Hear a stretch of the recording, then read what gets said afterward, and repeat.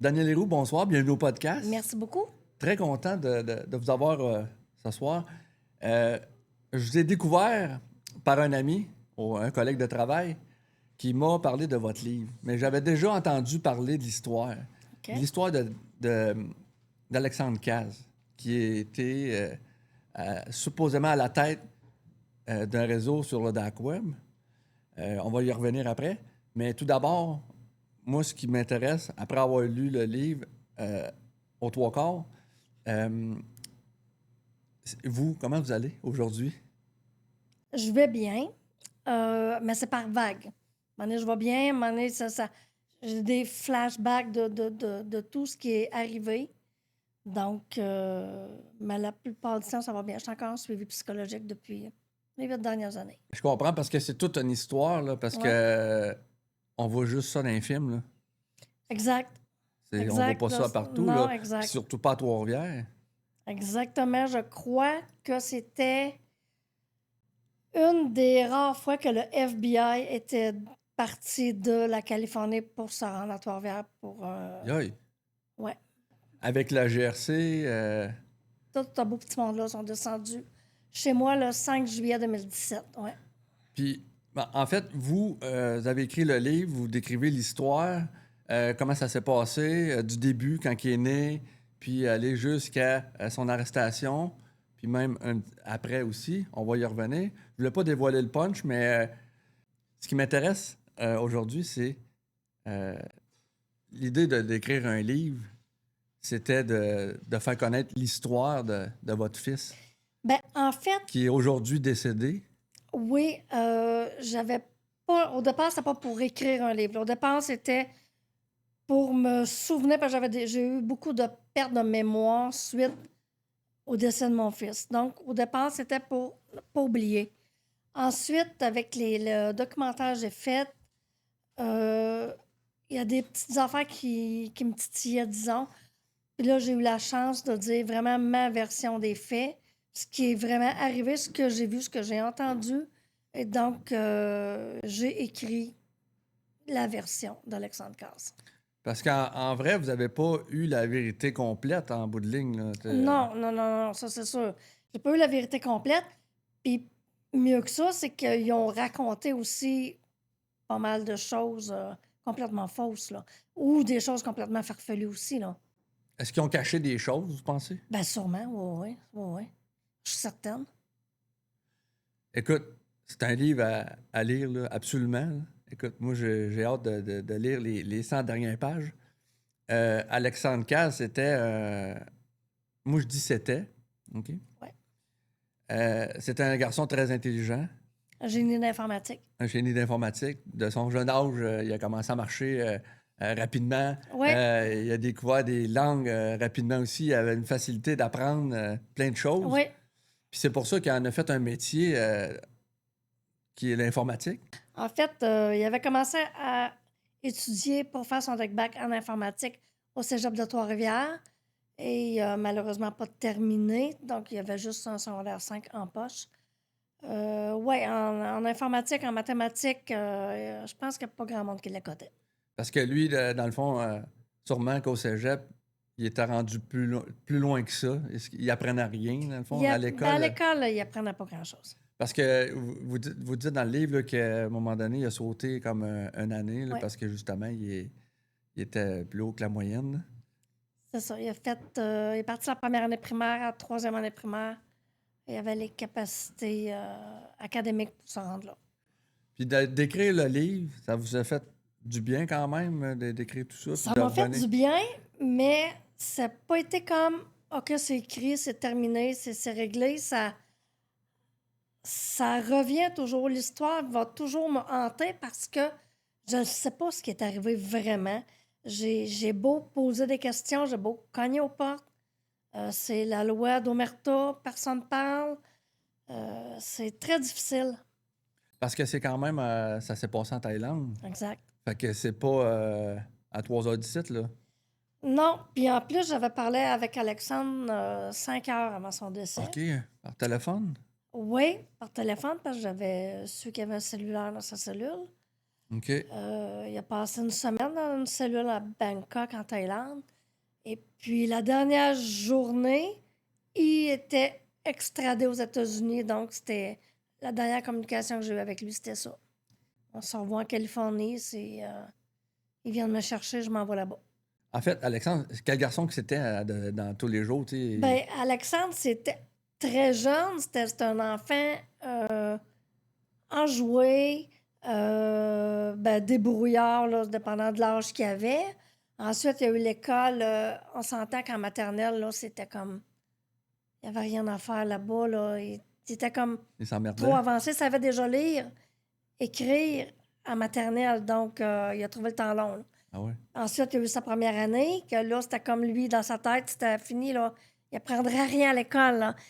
Donc, avec des tests avec une psychologue en dérogation, ben, j'ai réussi à le faire sauter sa deuxième année primaire. Fait que là, je me disais, bon, là, il va être au niveau académique à même place que les autres, mais il était peut-être au niveau académique à même place que les autres, mais par contre, au côté émotionnel, il l'était comme pas, là, il était comme trop jeune dans sa tête. Fait qu'il y a eu comme. À l'école, il était un peu perçu comme.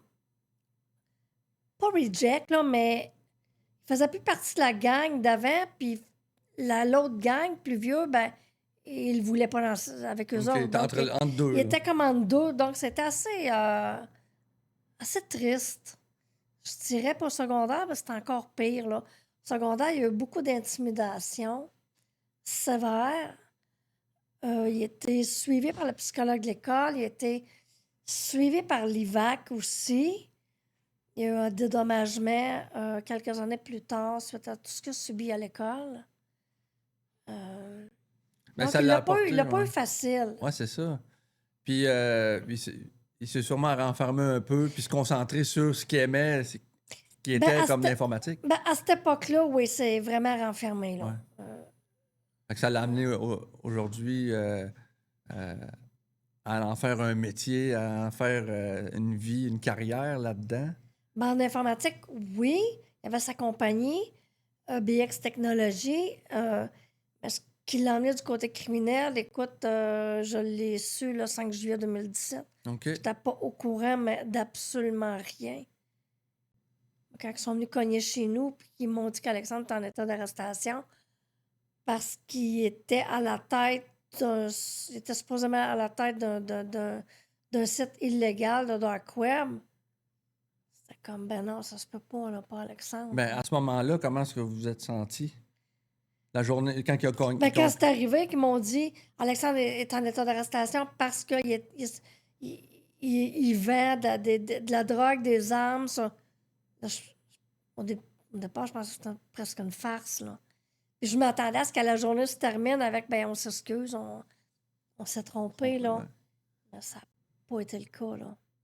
le déroulement de cette journée-là, après, quand vous êtes rendu compte que vraiment, là, c'était vraiment vrai, là.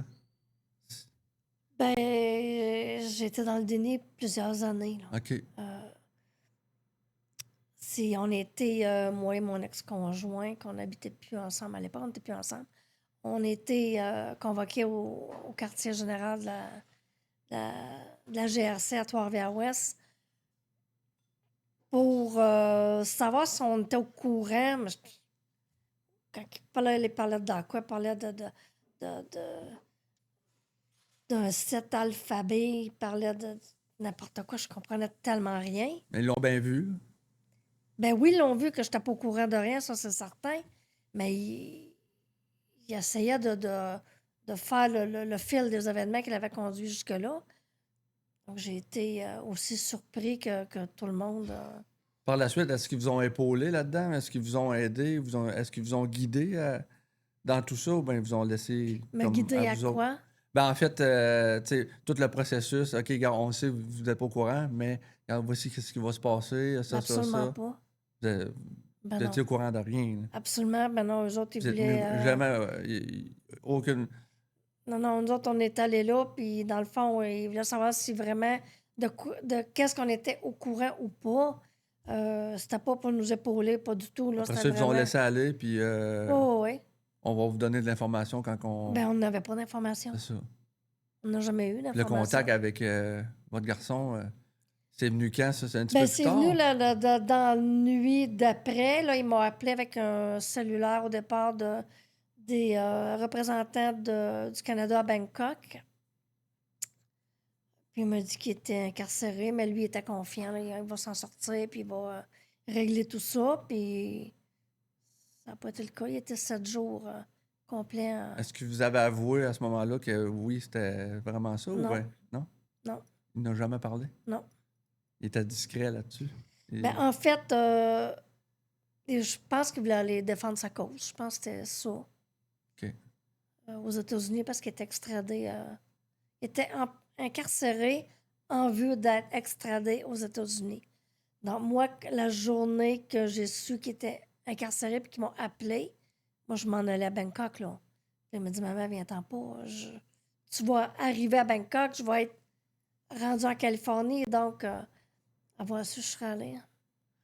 Puis, tu sais, toute cette histoire-là, les séquelles aujourd'hui que ça t'apporte, pas que ça t'apporte, mais que vous avez aujourd'hui, Ben, c'est ça, j'ai des séquelles. Je suis plus la même personne, là, ça, c'est certain, là.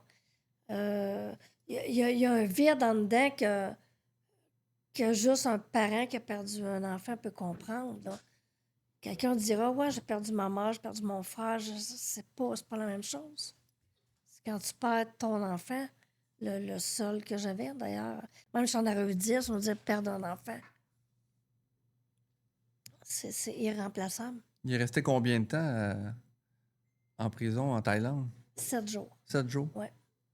Mais ça se faisait rapidement, là. Le lendemain ou 2, 3 jours avant, on connaît la suite, là, ceux qui connaissent un peu l'histoire, mais il s'en allait le lendemain. Là. C'était quand Ou il du jour était au lendemain. incarcéré, c'était une question d'heures. Là, le mec qui me parlait, c'est une question d'heures pour qu'il soit extradé aux États-Unis pour subir un procès. Il ne voulait pas aller là. Ben, il n'y avait pas le choix. Il n'y avait, il y avait aucune accusation à Bangkok. Là. C'était vraiment les États-Unis qui étaient venus le chercher. Comment il se sentait, lui, à ce moment-là? À ce moment-là, il était confiant. Je pense qu'il OK. était confiant de s'en sortir.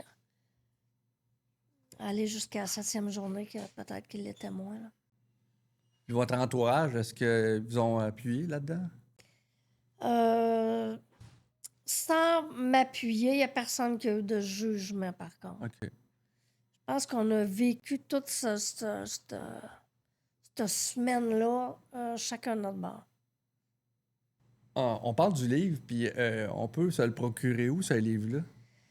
Ben là, il est sur Amazon en anglais-français. Il est à la librairie Poirier, Trois-Rivières-Shawinigan, librairie L'Excèdre et la nouvelle librairie Majulone au centre-ville aussi, qui l'ont en anglais et en français aussi. Puis j'ai des copies chez nous. Puis audio, il n'est pas encore en audio? Pas encore. OK. Pas encore. C'est quoi le processus de l'écriture d'un livre? Comment ça fonctionne, ça? Ben, en fait, Faut-tu- étant donné que je suis pas écrivaine, OK. c'est pas mon métier, ça a été long. Ça a été difficile parce que je ne maîtrise pas non plus trop tôt Internet. Donc, je suis partie vraiment de la base avec des feuilles de papier et un crayon de plomb. Là. À un moment donné, là, étant donné que je n'étais pas assidue à tous les jours d'écrire, parce que j'ai quand même un travail à temps plein, à un moment donné, j'étais tout mêlée. Je ne savais plus si j'avais parlé de telle sphère de sa vie ou pas. Donc, j'étais allée m'acheter des petits séparateurs. J'ai tout séparé sa vie, la rencontre avec son père, sa naissance, l'adolescence, patati patata. Puis j'ai tout séparé. Puis là, je voulais, dans chaque dossier, j'écrivais de quoi je voulais parler. Ensuite, j'ai fait mettre ça sur mon ordinateur. Puis là, avec mon ordinateur, là, je commençais à écrire. Donc, j'arrivais de travailler, je disais, bon, ben là, je travaille là-dessus ce soir. Fait que là, je continuais mon histoire, mettons la période d'adolescence. J'écrivais là-dessus. Et puis, mes journées de congé, ben, je me levais à 6 heures le matin jusqu'à 5-6 heures le soir, sans arrêt. Est-ce que c'est devenu une passion? J'ai adoré l'expérience. Adoré au point peut-être de faire un tome 2 OK. de la suite après Alexandre Casse ou peut-être sur d'autres sujets. Puis ça prend combien de temps à écrire tout ça? Ça prend le temps que ça prend. Ben, ça prend le puis- temps que ça prend parce que moi, j'avais commencé à écrire, pas dans le but d'écrire un livre, mais j'avais commencé à écrire là 6 ans parce que j'avais des pertes de mémoire de ce qui était arrivé. Puis je voulais pas oublier. Donc, j'avais commencé à écrire par la perquisition, comment c'était arrivé, de comment ça s'était passé, de quoi les questions qu'on m'avait posées, comment il avait arrangé mon loyer du temps, dans quel état qu'il l'avait laissé. Je voulais vraiment écrire ce qui était arrivé. Ensuite, j'ai été, je pense, un bon 2, 3 ans sans rien écrire. Puis ensuite, voilà 2 ans, j'ai fait un choc post-traumatique. Jamais j'aurais pensé vivre ça, mais je OK. l'ai fait. À mon travail, c'est arrivé. J'étais en arrêt de travail pendant presque 1 an suite à ça. Oh, Et puis, l'écriture m'a été comme un exutoire, dans le fond. OK. M'a permis J'ai écrit en pleurant, j'ai écrit en riant, mais j'ai écrit sans arrêt. Puis à un moment donné, j'ai décidé de le publier. Parce que j'ai lu des passages où ce que j'ai ri là, quand même, là, parce Ouais. qu'il était comique. Il Il y avait avait un un brin très de... bon sens d'humour. Ouais, très bon ouais. sens de l'humour. Ouais, Au restaurant. ouais. On va laisser le monde le découvrir, Ouais, mais ouais, juste ouais. au restaurant, je l'ai trouvé drôle. Puis il y a des moments où ce que c'est venu me chercher aussi. Ouais. Puis je trouvais aussi que vous aviez une très, très bonne relation avec lui. Puis que vous étiez une mère quand même pas trop protectrice, mais que vous lui laissez faire ses choix, puis en blanc dire, plante-toi, tu vas apprendre, puis gars, je te l'avais dit. Ben, nous autres, moi, j'ai une sœur, on est 2 filles, puis mon père était comme. C'était les années aussi, il faut qu'on ait quand même 57 ans. Mon père était comme trop protecteur. Puis moi, je m'étais promis que le jour où j'aurai des enfants, ils vont faire leur propre choix, leurs propres erreurs, mais avec de la supervision quand même. Donc, j'étais cool, mais quand même la maman. Je n'étais pas l'amie de mon fils. J'étais quand même la mère. Mais je lui ai laissé faire ses choix, ses gaffes, ses erreurs. Ses bons coups aussi. Ouais. Est-ce que c'est. Ben, je veux pas dire que c'est un peu à cause de ça, mais est-ce que ça peut avoir eu un effet sur lui là-dessus, d'avoir fait le choix qu'il a fait plus Moi, tard? je Mais il l'aurait pense fait que. pareil, sûrement. Ben, peut-être peut-être que oui, peut-être que non, je ne sais pas. Mais moi, je pense que ça découle de l'intimidation extrême qu'il y a eu au OK, secondaire. ouais. Ça l'a. J'avais un Alexandre joyeux qui est devenu anxieux, qui est devenu en manque je cherche le mot, là, mais comme s'il y avait de quoi prouver à tous ces gens-là, comme s'il y avait un esprit de vengeance, qu'un jour, je vais vous montrer que je suis devenu quelqu'un. Là. Ça, je l'ai senti. OK, parce qu'il était rabaissé. Ben, il était rabaissé, c'était l'intimidation extrême là, qu'il y a eu. Là. Ouais. C'était pas juste ben, de l'intimidation reste de l'intimidation, là, mais c'était assez sévère. Puis il s'est fait des amis petit à petit en Thaïlande. C'est-tu un Ben, en peu fait, par ce qui est Internet? arrivé, c'est ça, par Internet, il avait trouvé un emploi de répartiteur pour une chaîne de restauration. Et puis, son titre, c'était agent, puis ça prenait des agents qui parlaient très bien anglais-français pour répartir les commandes dans divers restaurants de plus Montréal. Puis donc, quand c'était tranquille, il y avait des agents qui se parlaient entre eux. Donc, il s'est fait un ami que je nomme Gordon dans mon livre. Dans le livre, il y a plusieurs noms qui ont été changés pour des raisons évidentes.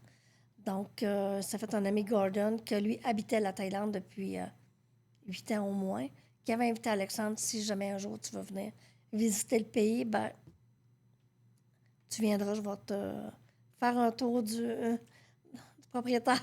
Puis il a tombé en amour à ce moment-là. Avec la Thaïlande, c'est sûr. Là, là-bas, le coût de la vie, la chaleur, le coût de la vie, la nourriture, le peuple. Oui, il est tombé en amour avec ce pays. Vous, avez-vous tombé en amour la première fois que vous êtes allé là? C'était Avec la différent Thaïlande, ouais. de là dire j'habiterais là-bas à l'année. Peut-être avoir eu 20 ans comme mon fils avait à l'époque, peut-être. Alors j'avais mon emploi, puis tout ça fait que peut-être que moins. Là. Puis là, vu qu'il est tombé en amour, il a décidé d'aller prolonger ses séjours de fois en fois qu'il y allait. Ben, il a appris la langue. Il est allé à l'école internationale. C'était facile pour lui. C'était, ben, pas au début, là. Il y a OK. eu quelques anecdotes qui est arrivées. Parce que c'est une langue avec beaucoup d'intonation. Donc, si on ne suit pas l'intonation, ça peut changer complètement le sens de la phrase. Donc, il a réussi en l'espace de, je ne sais même pas si ça a pris 1 an ou 2 séjours, mettons, là, parce qu'il n'a pas habité là-bas à l'année. Là. Il a fait comme, la première fois, c'était 3 semaines, ensuite 6 mois, un autre 6 mois. Donc, il a réussi à apprendre la langue thaï, parler écrit, là. Aïe, aïe. Aïe, aïe, oui. Puis quand il vous a dit, Maman, j'ai rencontré quelqu'un, puis je pense que je vais rester ici. Ben, ça s'est pas tout à fait passé comme ça. Il avait rencontré une première petite amie la première fois qu'il était allé. Il a voulu même la faire venir au Canada. Ça s'est pas passé comme prévu. Je vais vous laisser le découvrir dans le livre. Je vous ai trouvé superbe. Patiente et super bonne. Mon Dieu, ouais. Puis Alex était tellement entêté dans cette période-là. Mais bon, il a réussi à... Ouais. Parce que c'était évident, le passage dans ce livre-là, c'était quand même évident. Vous l'avez prévenu que c'était pas la bonne chose. Les parents, nous autres, les parents, des fois, pour un adolescent, t'as quand même un jeune adulte, on est souvent représenté comme les dinosaures, là, tu sais, quand... On connaît rien. On connaît rien, c'est en plein ça, là. Donc, c'est ça. Lui, il avait découvert une certaine liberté. Là, il était libre. Là, il avait ses choix, il faisait ses choix, puis il découvrait. Ben oui, puis il allait à l'école aussi, de langue, puis il s'était fait des amis là-bas. Il avait rencontré une première petite amie. Ensuite, il en a rencontré une autre, Taniata, que j'appelle dans le livre. En 2016, la première fois, je suis allée en Thaïlande. OK. Donc, puis il s'est marié en janvier 2017. Et c'est ça. Mais lui, il avait une vie quand même luxueuse, quand même là-bas. Là, Mais pas quand je suis allée. Moi, quand je suis allée, il louait un appartement à Bangkok. C'était une belle petite maison, par contre. C'était 400$ par mois OK. qu'il louait ça. Il y avait une moto. Il travaillait avec son système, mettons, avec ses clients d'ici au Québec. Ben, aux exactement. États-Unis, Là, affaires-là, quand tu es à travailleur distance, autonome, il travaillait, je crois, autant pour la chambre de restauration que ses propres clients qui avaient sur Internet, là, les sites web qu'il avait à faire, puis tout ça. À quel moment qu'on entend parler du dark web, ces affaires-là, l'alphabet, ces affaires-là? Ben, pas vous, mais lui, à quel moment que ça commence? Ben, tout lui, j'ai aucune idée. Selon les autorités, ça aurait commencé en 2016. ça? OK. Mais en même temps, selon les autorités, j'ai entendu toutes sortes de choses qui étaient pas toutes vraies, donc je le sais pas. C'est-tu parce qu'il a rencontré quelqu'un là-bas peu fréquentable, puis que... Ou bien c'est... Je ne sais pas ce qui est arrivé. Je ne sais pas. Il m'a parlé à un moment donné qu'il avait rencontré deux nouveaux amis thaï qui allaient jouer des games de poker chez eux. Puis le poker, en passant, est interdit en Thaïlande. Là. Les jeux d'hasard sont interdits. Il avait rencontré ces gens-là que j'ai jamais vus. Donc, c'est-tu suite à ça que ces gens-là ont cherché quelqu'un pour faire la sécurité d'un site illégal? Aucune idée. Puis il aurait peut-être pris le contrôle de tout ça, ou bien c'est... Ben, Selon les autorités, ça serait ça. des fois, tu embarques dans des affaires que tu te rends compte peut-être que tu n'aurais pas dû, mais trop peu, trop tard. Là. Ouais. C'est dirigé par qui l'a emmené là. C'est sûr, c'est pas Alexandre qui s'est levé un matin qui s'est dit, je pense que je vais créer quelque chose d'illégal. Ça, je suis sûre à 100%. Donc, qui l'a emmené là, je le sais pas.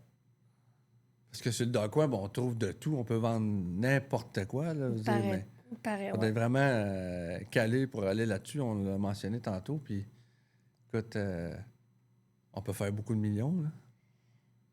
Je crois qu'il en faisait beaucoup. Selon les autorités, il y avait une cote de 4 à 6 % par transaction qu'Alexandre récoltait.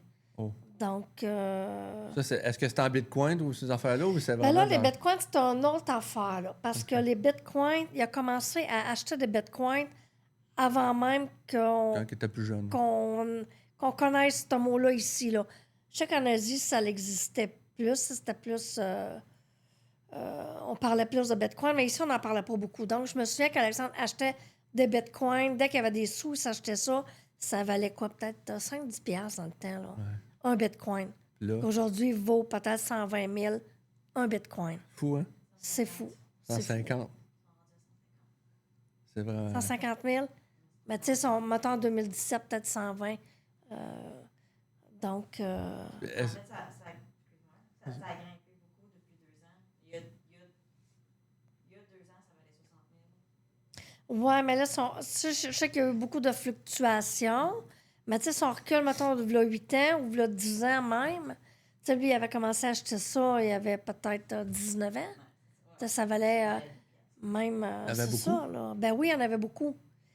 Tu sais, il y en avait beaucoup, puis il croyait à cette monnaie virtuelle-là. Il disait, la journée où ce que les gens vont comprendre ce que ça vaut, ben, il va être trop tard. Ça sera plus achetable. Ça. On voit le côté visionnaire, pas.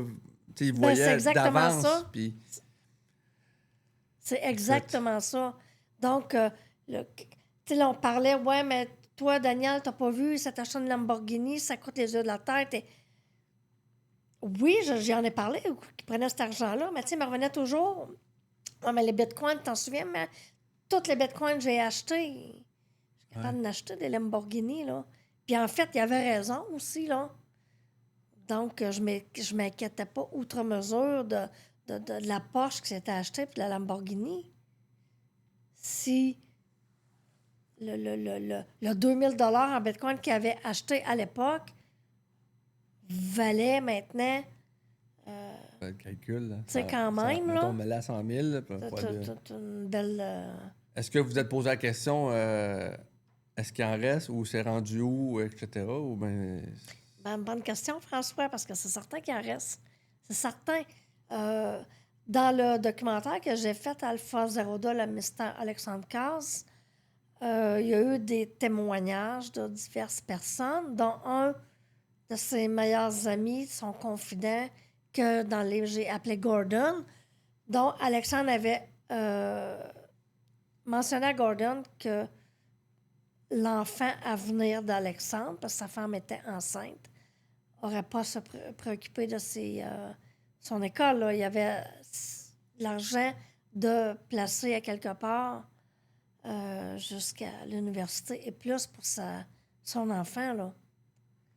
Donc, cet argent-là, oui, à quelque part, c'est certain. Pensez-vous que c'est quelque chose qui pourrait vous revenir en héritage? Je ne penserais pas. Non? Je penserais pas. Je pense plus que le FBI va le prendre avant même de... Puis de toute façon, il était marié, Alexandre. Je ne m'attends pas à avoir d'héritage de rien, là, mais tout a été saisi.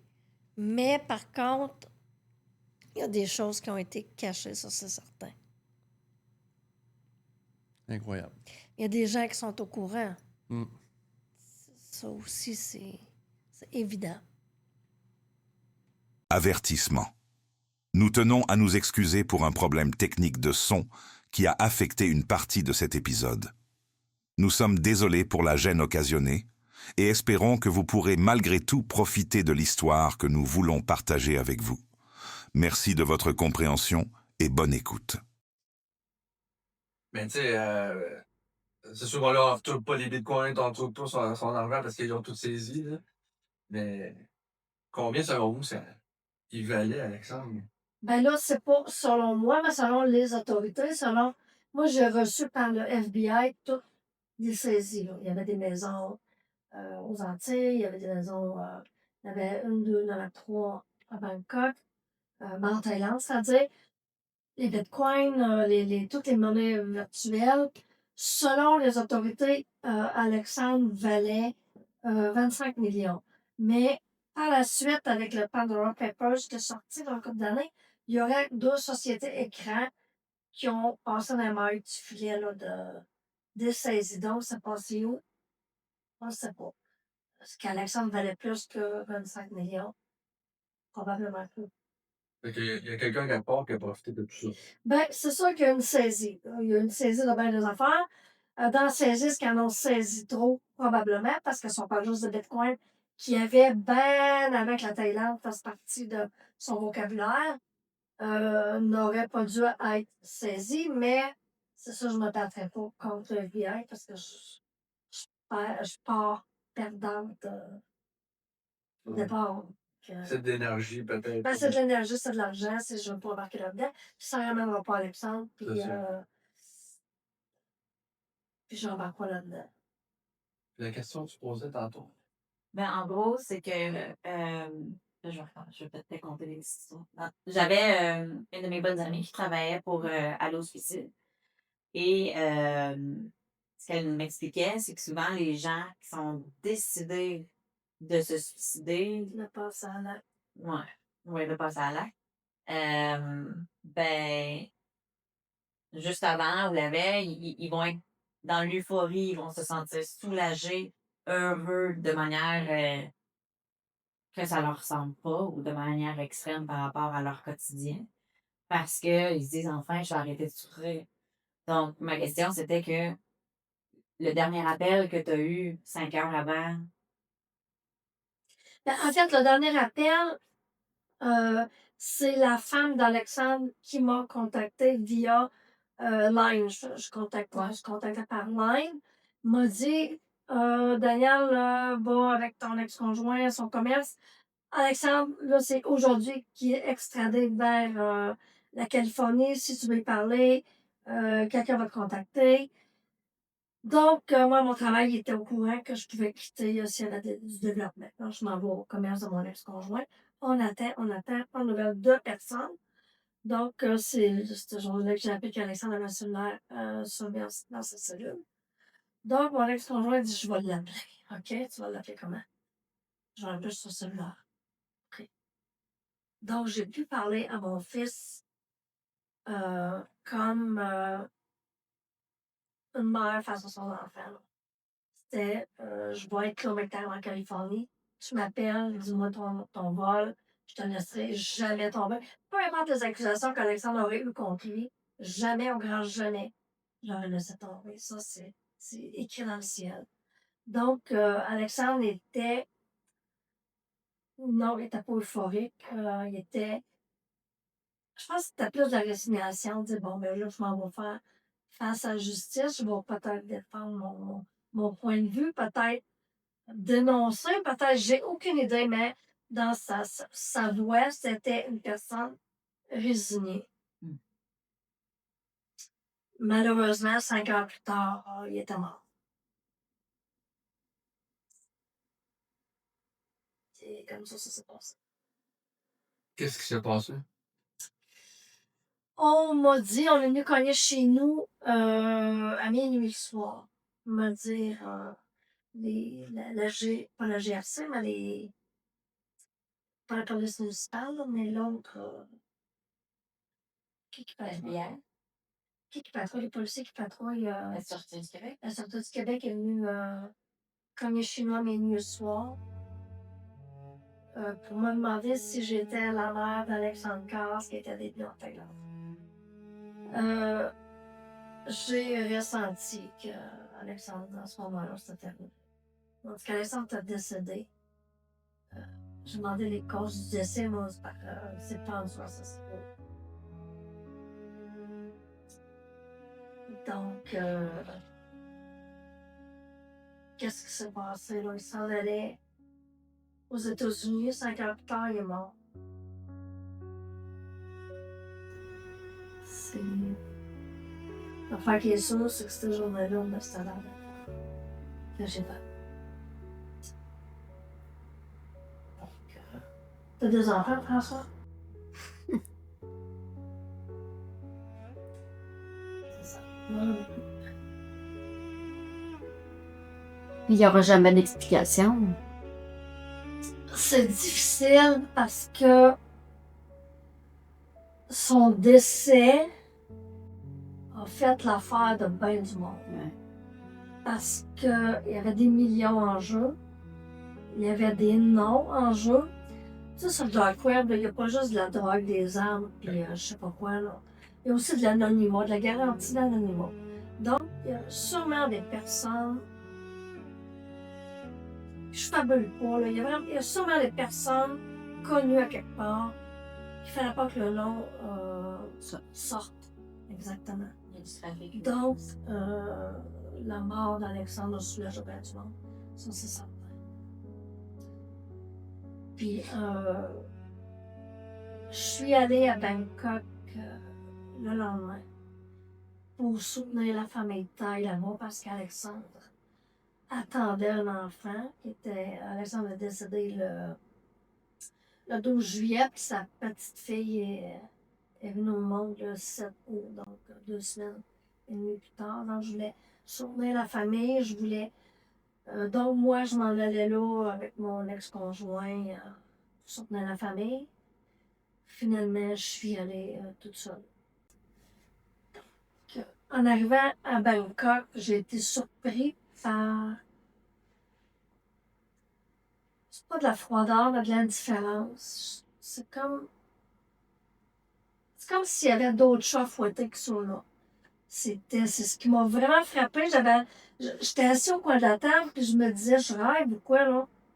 Mon fils est mort, sa femme est là, puis tout le monde gosse sur le sel, tout le monde, une journée normale. Donc, c'est ce qui m'a frappé.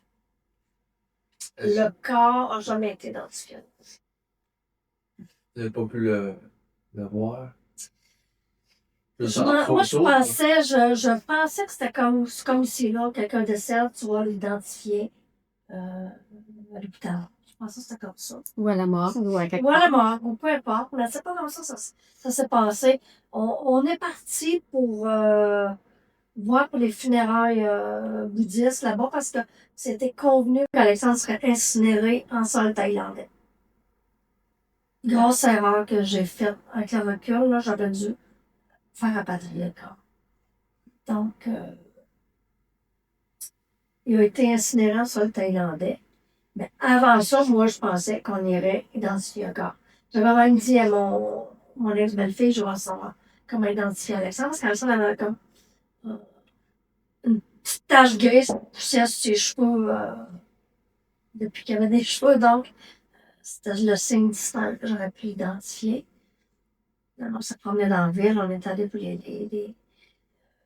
savoir comment fonctionnerait l'urne, puis tout ça, puis quand on est on est à la maison. On va pas pour l'identification. Mon ex-belle-fille que j'appelle Tania dans le livre, elle m'a dit non, tu le verras dans son cercueil demain. C'était Aujourd'hui, est-ce que vous avez un doute? sur quoi? Est-ce qu'il est encore vivant ou bien est-ce que c'était bien lui ou. Si c'était bien lui, là, faut se mettre dans le contexte que je viens de perdre mon fils. Je suis toute seule dans ma gang. Je suis médicamentée pour faire le voyage. J'ai personne de mon bord. Quand ils ont ouvert le cercueil pour m'approcher pour. Eux autres, ils déposent des fleurs de soie, là, c'est le rituel. La première chose que j'ai pensé, c'est quand, mon Dieu, ça y ressemble. C'est pour ça que je regrette sincèrement de ne pas avoir rapatrié le corps au Québec pour l'autopsie. Ben, ça se passe tellement vite que. Ben, ça se passe vite, je suis toute seule, c'est comme ça se passe. Il y a un rituel bouddhiste. On ouvre le cercueil. Sa femme s'est pas levée pour un dernier adieu. Elle est restée assise. Donc, j'avais le droit de prendre une photo. J'ai pris une photo que j'ai encore à mon cellulaire. Puis suite à ça, quand je suis revenue au Québec, j'ai voulu faire analyser les cendres. Quand j'avais un doute. Puis malheureusement, vu la chaleur extrême qui est utilisée dans les fours, c'était passé comme 13 heures dernier. Donc, est-ce qu'Alexandre est encore en vie? Je ne le sais pas. Mais une chose est sûre, c'est que le site d'Alexandre Alpha B est remis en ligne depuis au moins 4 ans. Par un dénommé de Snake. Qui, à l'époque, on disait que Alexandre Casse et de Snake étaient la même personne. OK. Donc, Ça rajoute un doute. ça rajoute un doute. Et puis, il y avait aussi l'histoire du vidéo du poste de police qui voulait me prouver qu'Alexandre était mort. Puis, que la vidéo que j'ai malheureusement pas été en mesure de regarder parce que j'étais trop affectée de ça. J'ai vu Alexandre au début, puis j'ai vu un corps à terre, face contre terre. Puis qu'on relevait, puis je pense un an plus tard, j'avais demandé à Taniata, parce que son père, sa cousine avait vu, visionner la bande vidéo au complet. J'ai demandé de quoi avait l'air le visage d'Alexandre quand ils l'ont relevé sur la vidéo. Puis son père a répondu à Taniata, que Taniata m'a dit, on ne sait pas parce que le visage il a été brouillé. Donc on ne sait pas qui était cette personne-là. Mais je vais continuer à lire le livre. Mais il y a une affaire que je sais des 200 premières pages que j'ai lues. C'est pas facile. C'est. Ça, c'est le seul que j'avais, là. C'est. Ce qui me reste dans mon fils, c'est Alice Cass. Et Alice Cass, pour l'avoir, mais j'ai besoin de presque 10 000 $. Ben, du temps. Puis, c'est ça. On peut t'aider pour ça? Je vais me débrouiller, je vais tous les 2 ans. Acheter ton livre? Ben oui, Ça c'est donnerait ça, un c'est coup de main. ça. C'est ça, ça donnera un coup de main. À ça, je suis allée en décembre 2024.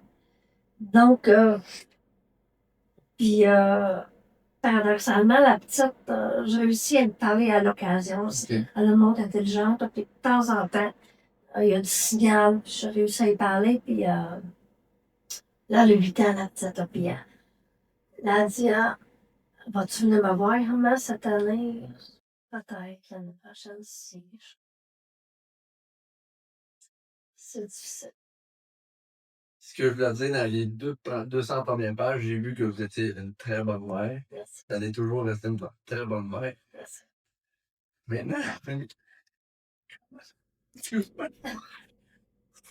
ça me touche. Ben, c'est vrai comment je pleurais en l'écrivant, là. Il y a des affaires, là, mon chum m'a aidé. Je disais, t'écris ce que je te dis, là. Puis il y a des fois, il disait, c'est pas vrai. Ouais. Continue, t'écris. Hmm. Des affaires qui n'étaient pas au courant, là. Il y a des choses que j'ai écrites qui n'ont pas été dites dans le documentaire non plus. Fait que dans toutes les librairies, les librairies Ben, qu'on a très nommées librairie tantôt, Trois-Rivières, sinon Trois-Rivières. Amazon, Amazon, en anglais, français, Mm. librairie Magione, l'autre, la version anglaise aussi, ou sur ma page Facebook Daniel Auteur. M'écrire un petit mot sur Trois-Rivières, ceux qui veulent l'avoir en même temps. Google, on peut googler sur Internet, là, l'histoire, puis Ouais. les documentaires, on peut Ouais. voir les documentaires. Oui, les documentaires, mais la version de moi, de ce que j'ai vu, j'ai entendu, je l'ai écrit. C'est ça. Merci beaucoup. Ça Ton fait plaisir. passage. Ça fait plaisir. À la prochaine.